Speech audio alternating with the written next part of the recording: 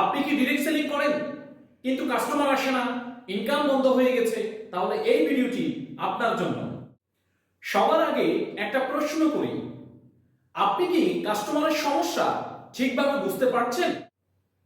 অনেকেই শুধু প্রোডাক্ট বলেই যায়, কিন্তু কাস্টমার জানতে চায় এই প্রোডাক্ট আমার সমস্যার সমাধান কিভাবে দিবে।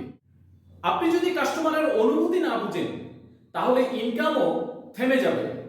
তাই করণীয়, আগে সমস্যা বোঝার চেষ্টা করুন, প্রোডাক্টকে তার উপকার হিসেবে উপস্থাপন করুন এবং সব সময় বিশ্বাস তৈরি করুন।